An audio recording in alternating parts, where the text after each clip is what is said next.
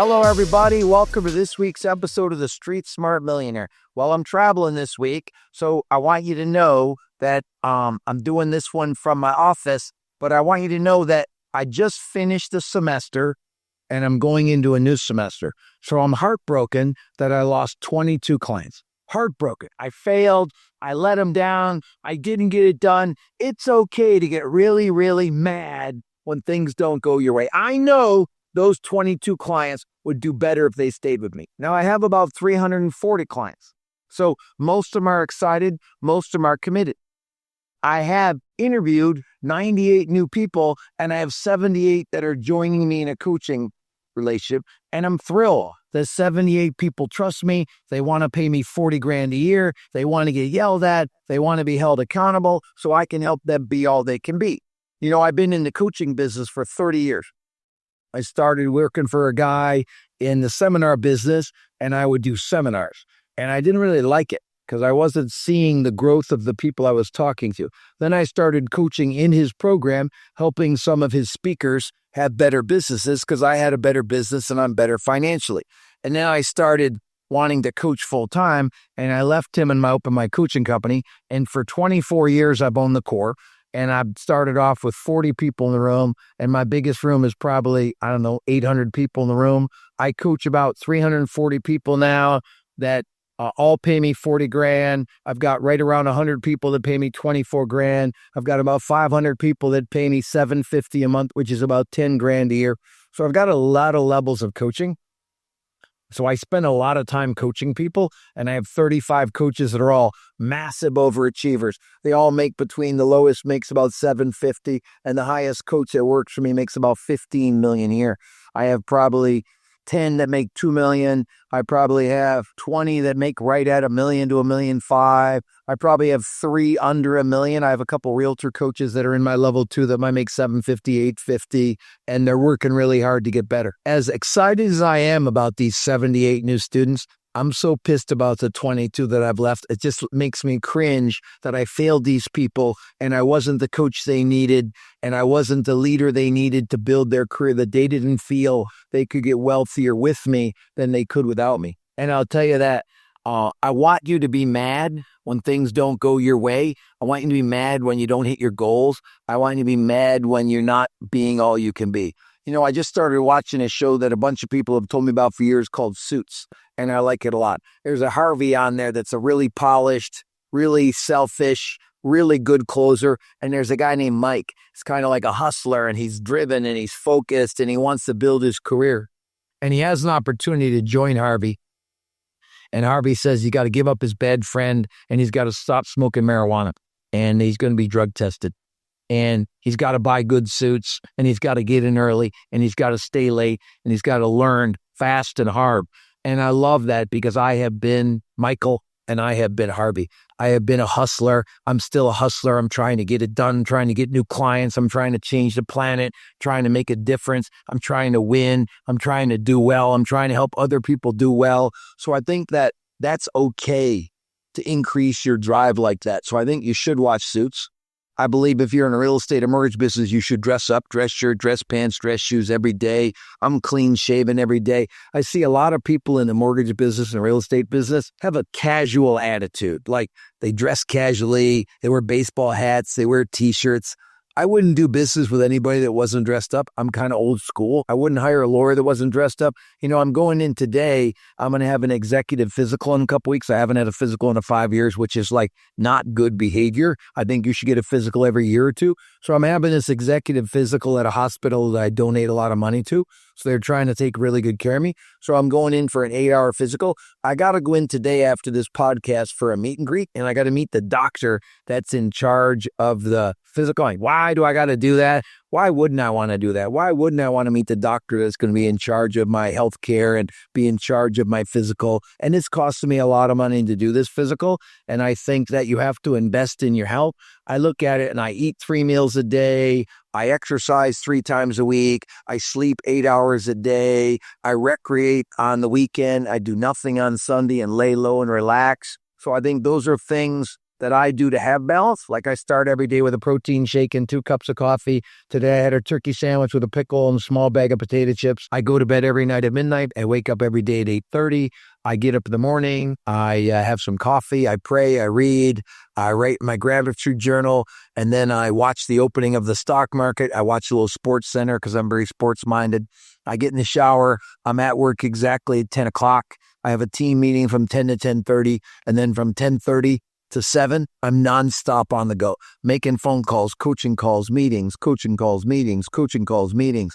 I do a lot of Zoom meetings. I make about 40 outbound calls a day, just so you know how busy I am. I probably have 400 Zoom meetings a week. So I have a lot of Zoom meetings. A Zoom meeting could have 3 people or it could have 50 people on it. So I try to see lots of people on Zoom. I try to talk to lots of people. I have people that are broke. I have people that are doing okay. And I have people that are doing great. I have an easiest time with people that are doing great. I will tell you why. They're more open to change. Like people that are not doing well, they seem like they struggle with change. Like for me, budgeting is very important. Giving money away is very important. Saving 20% of my paycheck every month is, I learned that 37 years ago from one of my mentors, Bob Wortley, who taught me about money. He said, Rick, if you can save 20% of your paycheck for 20 years, you'll be a multimillionaire. I've saved 20% of my paycheck for 37 years, and I'm a very heavy multimillionaire. I'm many times over a multimillionaire. And I think that I have followed a really good plan on earning. I've followed a really good plan on saving. I've followed a really good plan on investing. And I follow a really good plan on giving. And I think that it takes a vision of where do you see yourself in 1 year, 5 years, 10 years, 20 years. You got to have really clear vision of where you're going. I think then you have to seek out people that are where you want to be. Like I say all the time, the 2 secrets in life are to be closest to the money and to know exactly who your perfect client is and get more of them. Those 2 things are really the secret. Now, let's talk about being closest to the money. Yes, in work, you want to be the closest to the person. Like if you're a lawyer, Mike wants to be close to Harvey because Harvey has more money, makes more money, better lawyer. But closest to the money doesn't always mean money. Like I want to be a really good husband. I hang out with Roy Mason, who's my mentor, and he's been married for 47 years. He puts his wife on a pedestal. They hold hands. They chase each other all the time. So I hang out with Roy because he's closest to the marriage money. Now, I also hang out with Roy because he's an evangelist and a preacher. So he helps me be closest, get to know God and get to understand what I'm reading in God. So he's closest to the money in marriage and God. I hang out with Eric, that's my personal trainer. He trains me twice a week, hardcore, and he's really fit, knows all about fitness and nutrition. I think that I've always had a business mentor. I look at like my life and I look like, how did I go from a knucklehead, high school dropout, that got kicked out of high school, that got in a little legal trouble, to now that I'm really good shape financially. And I want you to know I've had really good mentors. And when I meet somebody that's really fit, I want to hang out with them. When I meet somebody that has a good marriage, I want to hang out with them. When I meet somebody that has a really good relationship with God, I want to hang out with them. When I meet somebody that has a lot of money, I want to hang out with them. I'm always asking questions. You know, the Bible says a couple of things it talks about in the Bible. It says, seek good counsel. I think that's what it means when I say get closest to the money. Seek good counsel of people that have what you want. I think that's why so many people pursue me in the coaching business. You know, I think that I always do a lot of seminars, and there's always, if I have a seminar with 200 people in it, there's always 10 that, hey, I want to talk to you. I want to pursue you. I will tell you what shocks me. More people don't pursue me. Like as I came up in business and I come up in life, I pursue people that are in great shape. I pursue people that have great businesses. I pursue people that are good investors. I think a lot of people hold back and they don't pursue wealthy people thinking that they're going to bother them. I'm just telling you, along the way, like I know one guy that's a self-made, super wealthy guy. Everybody else I know had some help along the way. I've had a lot of help. I've had 8 mentors along the way in my life that have really molded me as a man, as a husband, as a Christian, as a salesman, as a leader, as an investor, as a giver. I look at all these people and they all did a major thing in my life, and I owe them a lot, and there's nothing I won't do for them. You know, one of my first mentors was a man named Tom Hammond. and he owned Flagstar Bank. And I worked for Tom, and he was a mountain of a man physically, and he was a great mortgage man. I mean, at the time, he was the biggest mortgage ever. Right now, you're looking at like the guy from Rocket Mortgage, the guy from United Wholesale, my boss from Cross Country. Those are the three current icons in the mortgage business. They're the best and biggest in the mortgage business. Now, years ago, 30 years ago, Tom Hammond was the icon in the mortgage business. He was the Mac Daddy of mortgage men. And I worked for him, and I did everything I could to get around him. He would quit early on Thursday night and put a 12-pack of beer on a desk and sit out there and talk to employees. I was there every week. If he asked me to go hunting, I've never hunted in my life. I went with him hunting, and all I did was run through the field like the dog and chase the birds up just so I could be around him. Whatever I could do to be around him, I would be around him to learn from him, because he was this expert mortgage man, the best there ever was. I worked for a guy named Dan Hendon in the furniture business. He was the best dressed salesman I ever knew. He was just a great salesman, and he taught me how to be a salesman. He taught me how to dress for success. I talked about Bob Wortley, who taught me about money. I was a young salesman making a lot of money. I didn't have any money, and he taught me how to accumulate wealth. That true wealth is not about a fancy car or a fancy watch or fancy shoes. True wealth is about what you accumulate. I look at Roy Mason, and he taught me how to be a good Christian leader, taught me how to be a good husband. I look at Joe Stump, who taught me how to work an audience, how to be on stage. I mean, I look at these 8 guys. My Uncle Chuck taught me how to be a hustler and how to be a hard worker. My dad was a monster hard worker. I mean, he worked a full-time job, and he always had a part-time job. So I've had these 8 men that have really taught me a lot. And I will tell you, who's taught me more than anybody is my wife, Britt. My wife, Britt, has taught me about organization and structure. You know, I remember years ago somebody telling me that there are no super wealthy, heavy people. There are no super wealthy, sloppy people. So I've always, since I've heard that, been in shape. And since I've heard that, I've always worked on being organized. And my wife is really modeled organization better than anybody. Man, she's organized. She is just, the house always looks good. The car always looks clean. Her closet always looks great. The farm always looks great. My wife has helped me go from a slob to an organized person. So I think I don't know that you are who you hang out with. You are who you chase. So if you're chasing wealthy people, you'll be wealthy. If you're chasing fit people, you'll be fit. If you're chasing godly men and women, you'll be godly. If you're chasing happily married people, you'll be happily married. So I don't think you are who you hang out with. I think that's part of it, but I think you are who you chase. So here's what I will tell you.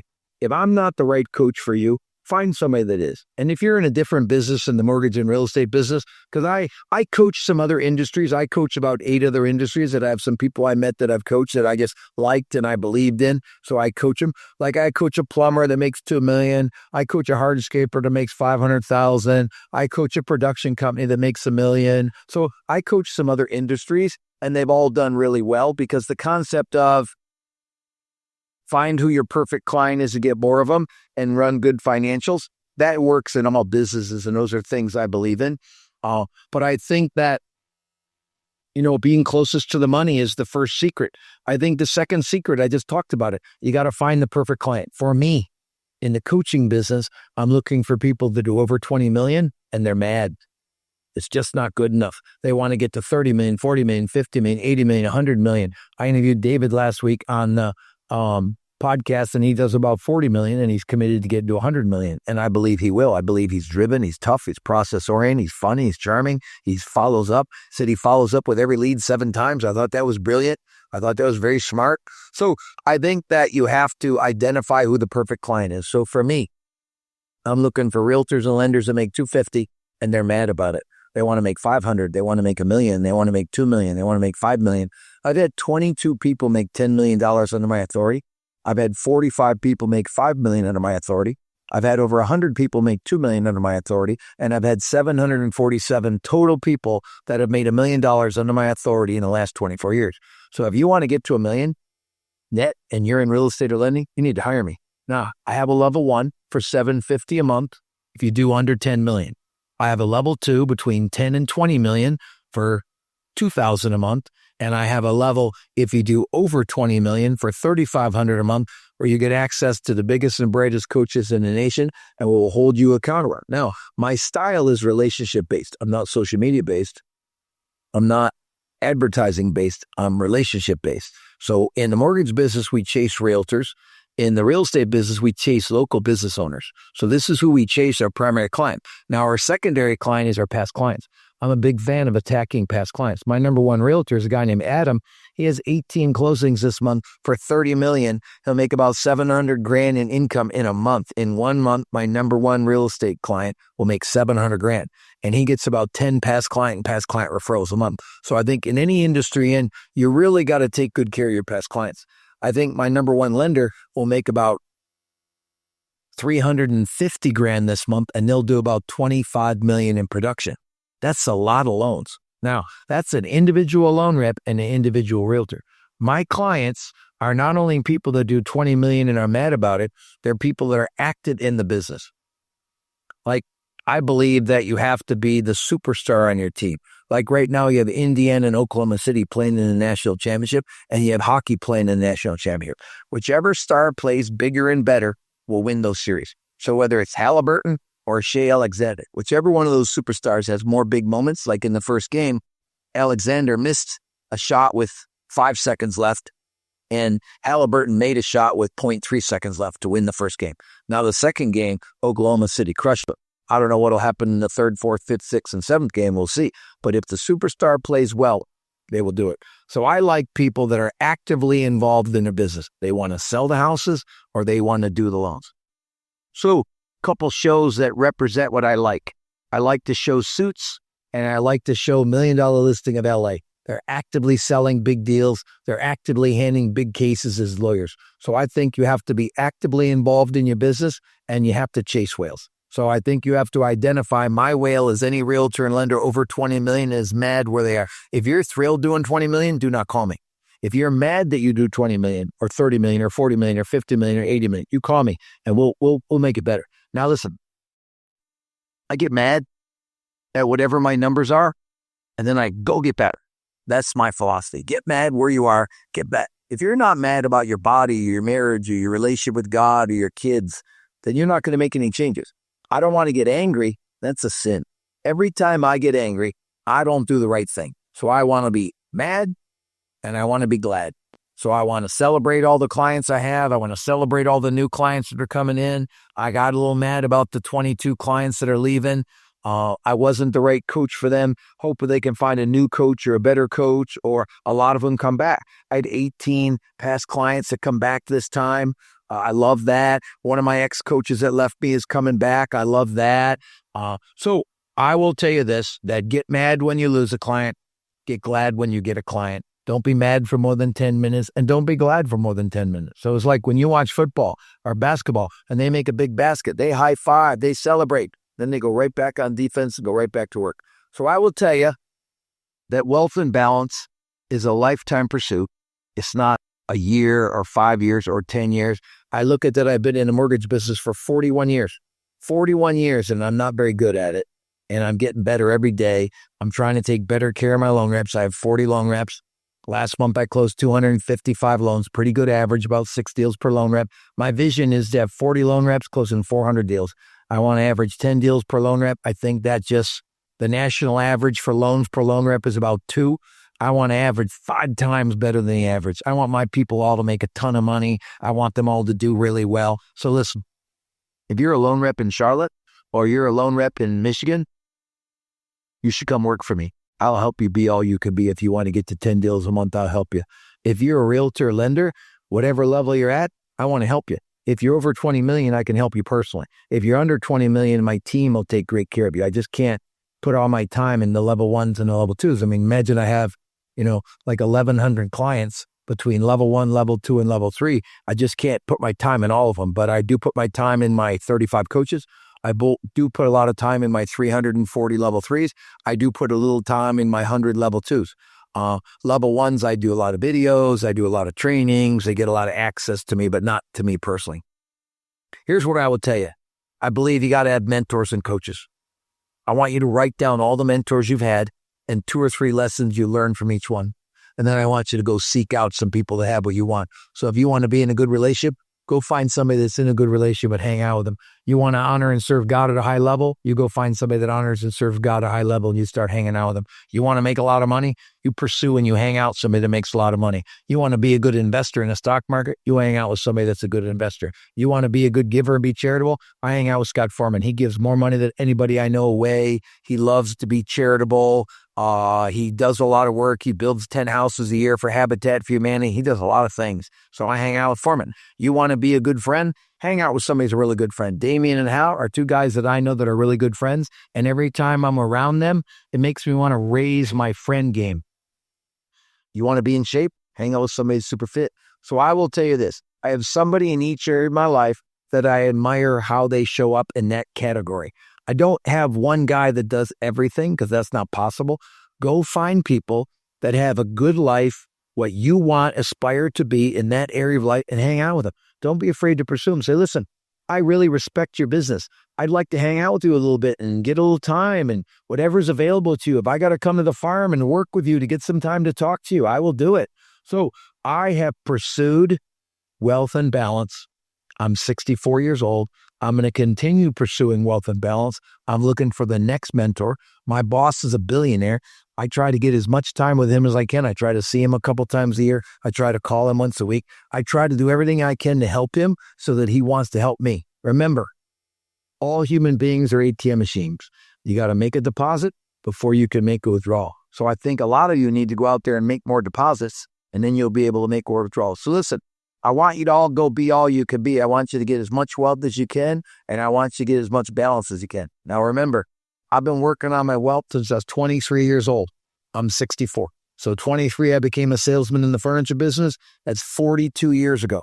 I've been in the mortgage business for 41 years.